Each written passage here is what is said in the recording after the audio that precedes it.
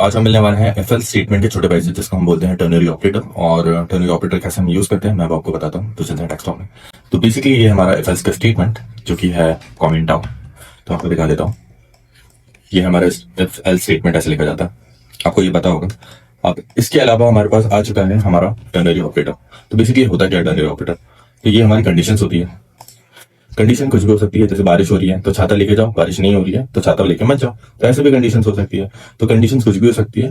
Condition के बाद एक हमारा क्वेश्चन मार्क आता है, जिसमें वो कंडीशन पूछता है या तो ट्रू होगी या तो फॉल्स होगी। अगर ट्रू होगी तो पहला वाला प्रिंट होगा ट्रू वाली, अगर फॉल्स होगी तो दूसरा वाला प्रिंट होगा कोलन के बाद। तो ये सब चीजें हमें बहुत ध्यान में रखनी है। कंडीशन लिखते हैं, कंडीशन के बाद हमारा क्वेश्चन मार्क होता है, क्वेश्चन मार्क के बाद हमारा वैल्यू होती है, तो उसके बाद कोलन आता है, फिर हमारी दूसरी वैल्यू होती है। तो चलो मैं आपको एक स्टेप बाय स्टेप एग्जाम्पल देकर बताता हूँ।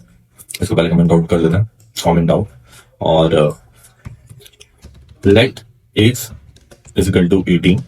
और अब हम यहाँ पर अपना टर्नरी ऑपरेटर यूज करने वाले हैं। तो let result is equal to, ये रिजल्ट में स्टोर हो जाएगा हमारा कंडीशन। तो हमें यहाँ पर अब सबसे पहले क्या करना है, हमें हमारी कंडीशन रखनी है।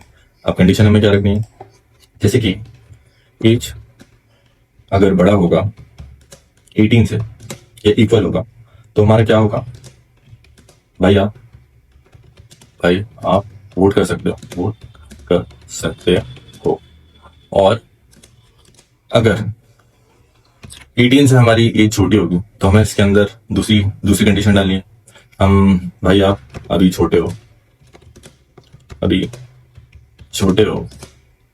तो ये दो वैल्यूज डालती हैं। दो वैल्यूज हमें जैसे पुट करना रहता है टर्नरी ऑपरेटर्स में। पहला हमारा कंडीशन, दूसरा हमारा वैल्यू ट्रू होगी तो वो पुट करना है, तो वैल्यू हमारी फॉल्स होगी तो वो। जैसे कि हमें पहला, अगर एज हमारी 18 से कम होगी तो हमारी ये प्रिंट हो जाएगा, और 18 से ज्यादा होगी तो हमारा, या 18 के बराबर होगी तो हमारी ये प्रिंट हो जाएगा। तो चलो हम इसे चेक करते हैं एक बार console.log से,